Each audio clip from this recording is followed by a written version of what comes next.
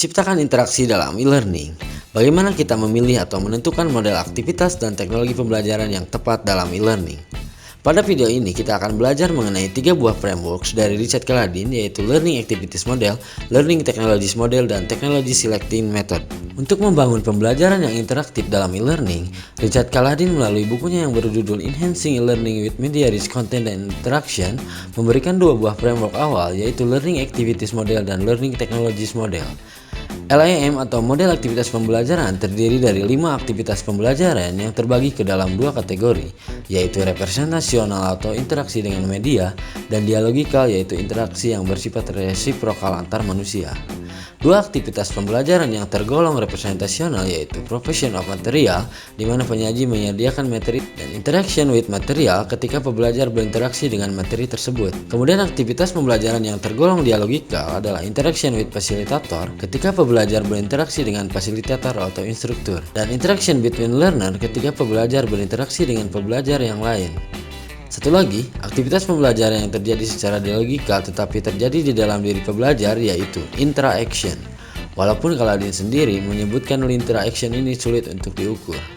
Framework Richard Caladin yang kedua yaitu Learning Technologies Model. LTM atau model teknologi pembelajaran dikelompokkan menjadi 2 kategori, yaitu representasional yang bersifat satu arah dan kolaboratif yang bersifat 2 arah. Masing-masing model teknologi dikategorikan ke dalam 3 level yang akan kita bahas kemudian. Seperti kita ketahui, ada 5 model aktivitas pembelajaran dalam framework Caladin ini, yaitu provision of material, interaction with materials, interaction with facilitator, interaction between learner, dan interaction yang akan kita bahas satu persatu. Aktivitas provision of material adalah ketika instruktur atau learning designer menyajikan materi dalam berbagai bentuk.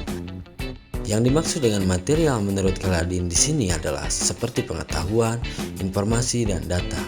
Pada pembelajaran umumnya, yang disebut dengan provision of material adalah penyajian materi dalam bentuk suara fasilitator, alat peraga visual, dan materi yang dicetak. Sedangkan dalam konteks e-learning, provision of materials bisa disajikan dalam bentuk teks atau e-book, audio atau podcast, tayangan video, multimedia, siaran atau broadcast, dan web page. Aktivitas interaction with material adalah ketika pembelajar berinteraksi dengan mempelajari materi yang disajikan dari berbagai sumber. Interaction with material terjadi ketika pembelajar mencari definisi dari buku referensi, mencatat hal penting, melakukan pause, rewind, atau replay video dan audio pembelajaran, melakukan searching di internet, atau juga bisa berinteraksi dengan peralatan komputer atau multimedia. Aktivitas interaction with facilitator terjadi ketika pembelajar berinteraksi dengan instrukturnya. Interaksi terjadi ketika instruktur menyampaikan materi, melakukan demonstrasi, memberikan umpan balik, dan penguatan. Sedangkan pembelajar dapat bertanya, melakukan bimbingan atau tutorial discussion, konsultasi, dan sebagainya. Dalam konteks e-learning, interaction with facilitator ini dapat terjadi melalui media chatting, mailing, sambungan telepon, teleconference, web conference, atau discuss forum. Aktivitas interaction between learners terjadi ketika pembelajar berinteraksi dengan pembelajar yang lain, baik secara formal maupun informal. Interaksi secara formal terjadi ketika pembelajar melakukan presentasi atau pemaparan tugas atau makalah kepada pembelajar yang lain.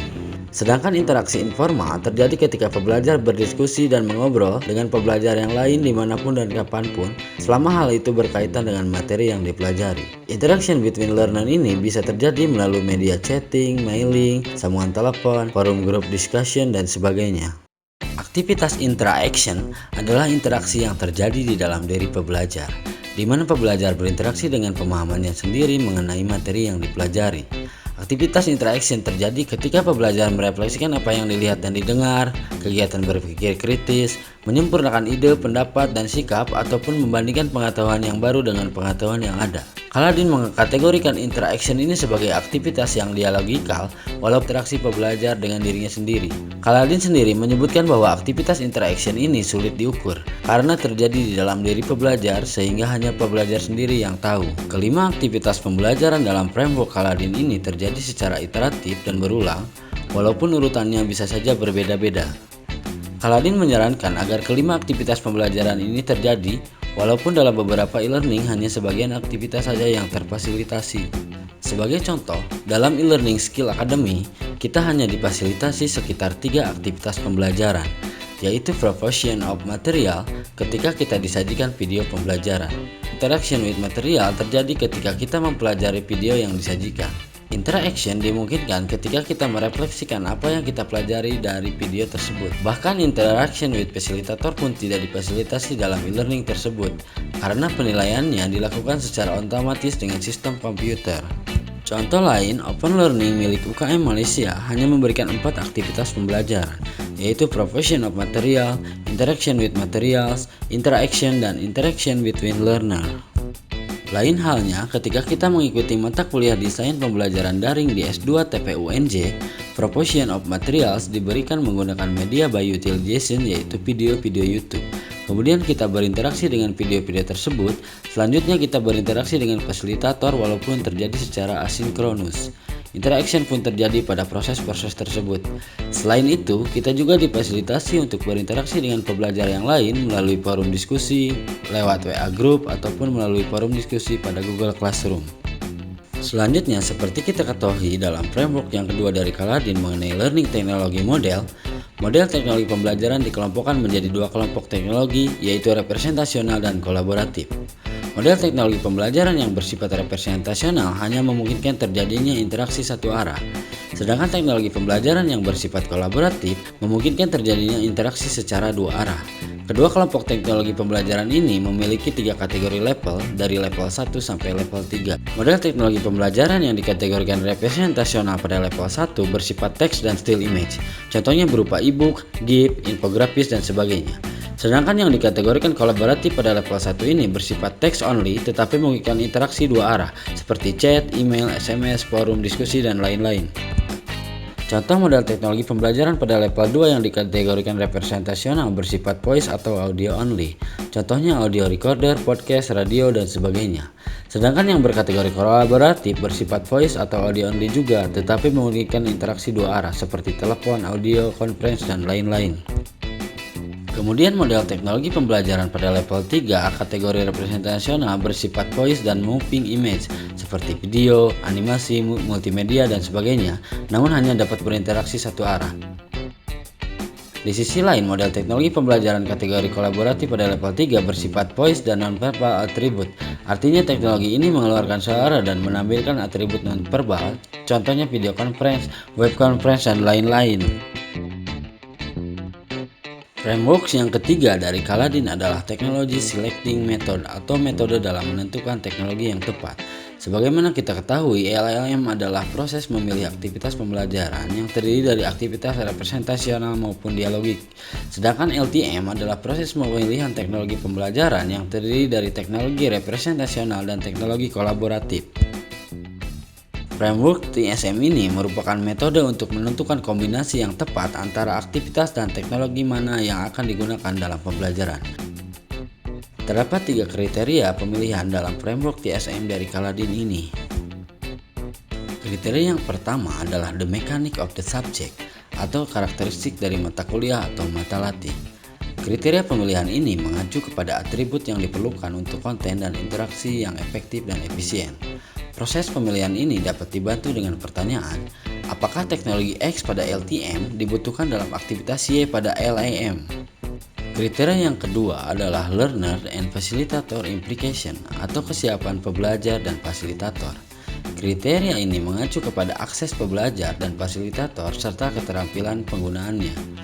Penentuan kriteria ini dapat dibantu dengan pertanyaan seperti keterampilan apa saja yang perlu dikuasai, apakah penggunaan teknologi malah membuat pembelajar membutuhkan biaya tambahan, apakah pembelajar dan fasilitator membutuhkan pelatihan atau studi akan penggunaan teknologi dan aktivitas yang akan digunakan. Kriteria yang ketiga adalah cost atau affordability. Kriteria ini mengacu kepada pertimbangan nilai produksi.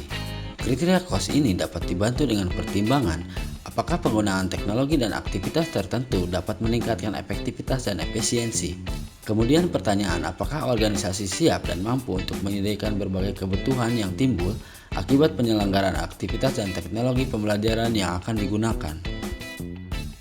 Jadi ada 3 kriteria dalam framework TSM ini, yaitu mechanics of the subject, learner and facilitator implication, dan cost. Kemudian dosen kami, Dr. Uwais Anis Hairuman, menambahkan bahwa ada lagi kriteria keempat, yaitu technology availability. Jadi apakah organisasi memiliki teknologi yang mumpuni atau sudah siap dalam menyelenggarakan berbagai aktivitas dan teknologi pembelajaran yang diinginkan? Technology Selecting Method ini menjadi dasar ketika menentukan jenis kegiatan dalam Learning Activities Model. Kemudian menjadi dasar juga dalam menentukan model teknologi dalam Learning Technologies Model yang cocok untuk setiap aktivitas pembelajaran. Jika kita analogikan sebagai king dan queen, LAM dianalogikan sebagai king yang akan menentukan aktivitas untuk menciptakan interaksi dalam pembelajaran. King akan dibantu oleh LTM yang dianalogikan sebagai queen dalam menciptakan interaksi pembelajaran e-learning ini. King akan menentukan queen mana yang cocok berdasarkan pertimbangan dari TSM atau metode penentuan teknologi pembelajaran. Technology Selecting Method ini dimulai ketika deskripsi kegiatan pembelajaran dibuat berdasarkan kategori-kategori LAM. Kemudian susun daftar teknologi pembelajaran yang tersedia berdasarkan kategori dan level LTM. Selanjutnya pemilihan model teknologi yang cocok di setiap aktivitas pembelajaran ditentukan berdasarkan kriteria mechanic of the subjects atau karakteristik mata kuliah atau mata latih. Pemilihan dan pencocokan teknologi dan aktivitas pembelajaran disempurnakan berdasarkan kriteria learner and facilitator implication, cost, dan teknologi availability. Kaladin juga memberikan opsi lain apabila kita ingin mengkonversi pembelajaran konvensional ke dalam pembelajaran online, perlu juga mempertimbangkan kekurangan dan kelebihan perbandingan pembelajaran versi baru dan versi lama. Demikian video menciptakan interaksi dalam e-learning berdasarkan framework Kaladin.